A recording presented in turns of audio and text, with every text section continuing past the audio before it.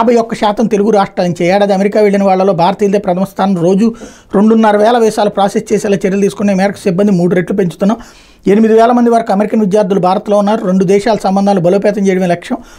American consulate general consular chief Rebecca Dram statement ఇక్కడ highlight చేశారు. లేకపోతే నాకు ముందస్తు బెయిల్ మంజూరు చేయండి అంటూ హైకోర్టును ఆశ్రయించిన రామ్ గోపాల్ వర్మ ప్రకాశం జిల్లా మద్దిపాడు పోలీసులు తనపై నమోదు చేసిన కేసులో ముందస్తు బెయిల్ మంజూరు చేయాలని కోరుతూ ప్రముఖ దర్శకుడు రామ్ గోపాల్ వర్మ తాజాగా హైకోర్టును ఆశ్రయించారు. వ్యాజ్యం తేలేంత వరకు తనకు మధ్యంతర ముందస్తు బెయిల్ మంజూరు చేయాలని కోరుతూ ఆయన మంగళవారం హైకోర్టులో పిటిషన్ దాఖలు చేశారు.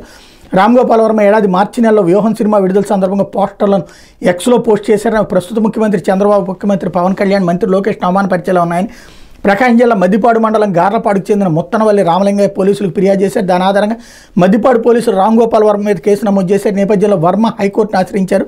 రాజకీయ దురుద్దేశాలతో నాపై కేసు నమోదు చేశారు. నేను ఎవరి పరువుకు నష్టం కలిగించేలా, వర్గాల మధ్య శత్రుత్వం సృష్టించేలా ఎలాంటి పోస్టులు పెట్టలేదు. నన్ను అరెస్ట్ చేసి 3rd డిగ్రీ ప్రయోగించే అవకాశం ఉంది. అందుకే ముందస్తు బెయిల్ కోరుతున్నాను వర్మ తన పిటిషన్లో పేర్కొన్నారు. సోషల్ మీడియాలో పోస్టుల విషయమై ప్రకాశం జిల్లా మద్దిపాడు పోలీసులపై తనపై నమోదు చేసిన కేసులో విచారణకు హాజరయ్యేందుకు సినీ దర్శకుడు రామ్ గోపాల్ వర్మ వారం రోజులు గడువు కోరారు. ఈ మేరకు ఆయన తరపు న్యాయవాది శ్రీనివాసరావు ఈ కేసు విచారణాధికారిగా ఉన్న ఒంగోలు రూరల్ సిఐ శ్రీకాంత్ బాబుని కలిసి వింతపత్రం అందజేశారన్నట్టు వార్తని హైలైట్ చేశారు. లేకపోతే అమరావతికి తరలిస్తే